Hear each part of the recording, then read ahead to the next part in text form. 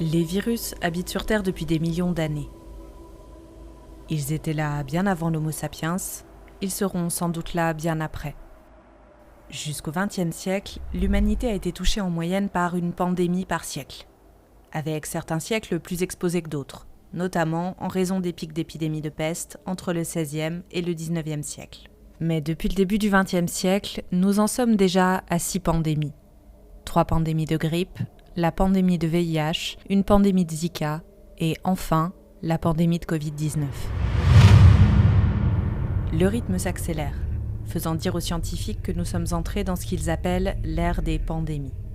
Si rien n'est fait pour les stopper, ils estiment qu'on peut s'attendre à un rythme d'une pandémie tous les 10 ans. Our business as usual strategy is to wait for pandemics to happen. Peter Daszak est un zoologiste qui a chapeauté la publication d'un rapport en octobre 2020 sur la recrudescence à venir des pandémies. Try and find them as quickly as possible and respond quickly and contain them. And if not, then hope we can design vaccines and drugs. Not sustainable if we have a pandemic every 20 years, which actually is what we're seeing right now. This isn't a once-in-a-century pandemic. We lay that out in the report. These are happening every 10 to 15 to 20 years.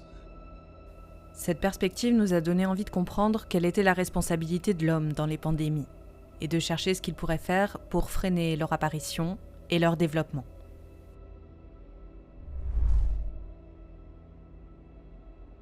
Un virus, c'est ça. Un agent infectieux microscopique qui ne peut pas se reproduire lui-même et qui a donc besoin d'une cellule hôte qu'il doit infecter s'il veut pouvoir survivre. Un virus, faut comprendre, c'est une entité relativement simple, une entité biologique relativement simple, qui est très basique et très brutale en même temps dans son fonctionnement. Benjamin Roche est directeur de recherche à l'Institut de recherche pour le développement. Il a besoin d'un hôte pour survivre. Il peut persister un petit peu dans l'environnement pendant des temps plus ou moins longs, suivant les conditions environnementales, suivant le type de virus aussi.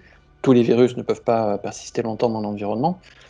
Ensuite, il lui faut de toute façon, à un moment ou à un autre, un hôte pour pouvoir se transmettre. Un virus seul, c'est quelque chose qui est voué à disparaître. Et notre petit virus est loin d'être seul. On estime qu'il y a environ 1,7 million d'espèces de virus qui nous sont inconnues, dont entre 500 000 et 800 000 espèces qui pourraient toucher l'homme. Les récentes pandémies qui ont frappé la Terre ont tout un point commun. Elles sont dues à des virus que l'on appelle zoonotiques. Ce sont des virus qui circulent d'abord dans la faune sauvage et sautent ensuite sur l'espèce humaine. Les zoonoses sont responsables d'une longue liste de maladies, le HIV, Ebola, Zika ou la grippe porcine, pour n'en citer que quelques-unes. Pour passer de l'animal à l'homme, ces virus peuvent passer par un hôte intermédiaire, comme les animaux d'élevage. On a vu ça avec la grippe aviaire et les élevages de poulets intensifs. On l'a vu aussi en 2009 pour la grippe H1N1, avec les porcs. Ils peuvent aussi passer directement sur l'homme, sans hôte intermédiaire, par le commerce de la faune sauvage par exemple, très présent dans certains pays, ou par la déforestation, l'urbanisation, le fait que les populations humaines s'installent de plus en plus loin, dans des zones de forte biodiversité, et ont un contact plus rapproché avec la faune sauvage. Et disons-le tout de suite, il ne faut pas compter sur l'idée que l'on puisse un jour répertorier et éradiquer tous les virus présents sur Terre. C'est très difficile aujourd'hui d'imaginer de pouvoir se débarrasser de tous les virus et tous les microbes qui circulent dans la faune sauvage qui peuvent nous toucher, nous, espèces humaines. Tout d'abord parce qu'on les connaît mal. Aujourd'hui, on estime qu'il y a encore 1,7 million d'espèces de virus qui sont inconnues, dont entre 500 000 et 800 000 espèces qui pourraient toucher l'homme. Donc ça, ce sont juste les espèces de virus qui sont inconnues, qu'on ne connaît pas, qu'on n'a pas encore réussi à caractériser. Donc on ne connaît même pas l'ennemi contre lequel on doit se battre. L'autre mauvaise nouvelle, c'est que si les pandémies vont se multiplier dans les prochaines années, c'est largement notre faute à nous, les êtres humains. For pandemics, the future is grim. I mean, without a doubt, human activity causes emerging diseases which can lead to pandemics. Now, things like the wildlife trade, deforestation, land use change, climate change are driving interactions between people and animals that allow their pathogens to infect us and spread.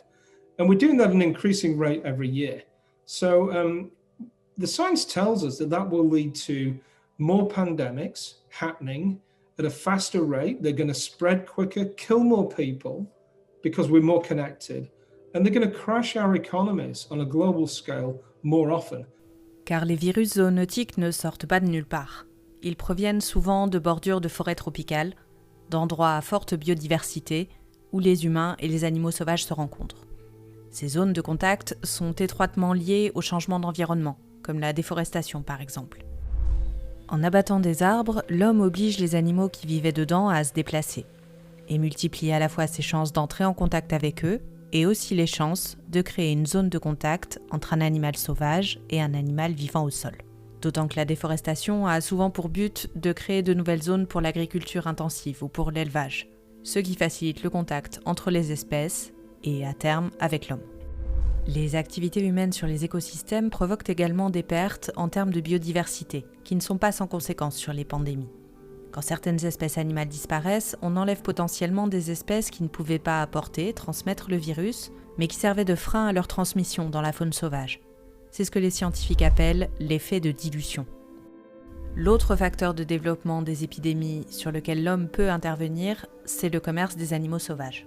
Si la consommation de viande provenant de ces animaux n'est pas forcément dangereuse en elle-même, car dans la plupart des cas, le virus meurt lorsque la bête qui en était porteuse a été tuée, ce sont plutôt les conditions de la capture, du transport ou de l'abattage de ces animaux qui peuvent favoriser la transmission du virus à l'homme. Et puis ensuite, il y a différentes options. Il y a limiter au maximum les activités à fort risque pandémique, la déforestation, la perte de biodiversité. On peut imaginer les limiter en imposant des taxes ou d'autres mécanismes financiers. Et surtout, c'est arriver vraiment à contrôler, à surveiller le commerce de la faune sauvage, à vraiment avoir un traçage efficace entre les espèces animales qui sont exploitées par l'homme et les populations humaines, afin de pouvoir vraiment identifier comment se font ces transferts de microbes et arriver à les couper le plus tôt possible. Enfin, le changement climatique vient compliquer tout ça, en provoquant des déplacements de populations animales ou en modifiant l'environnement dans lequel elles vivaient. En 2016, dans le nord de la Russie, des rennes ont été infectées par la maladie du charbon, l'anthrax, dont la bactérie avait été éradiquée depuis des années.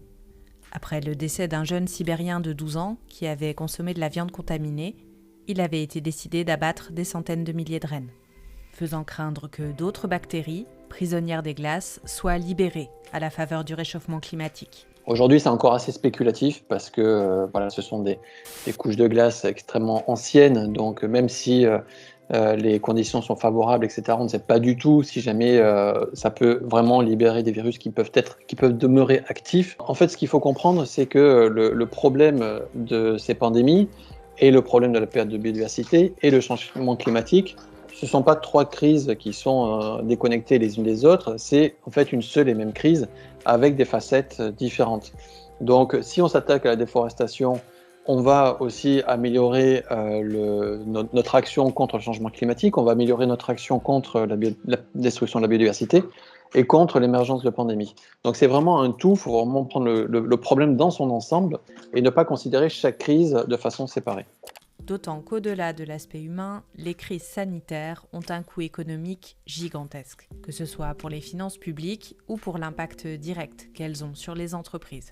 Le rapport publié en octobre par l'IPBES estime que le coût de la prévention, ou en tout cas de la forte diminution de la probabilité d'émergence des pandémies, serait de 1% de leur coût réel. Une bonne affaire pour tout le monde, en quelque sorte. Mais assumer cette prévention doit passer par une politique volontariste à l'échelle mondiale, pour éviter que chaque pays agisse seul dans son coin.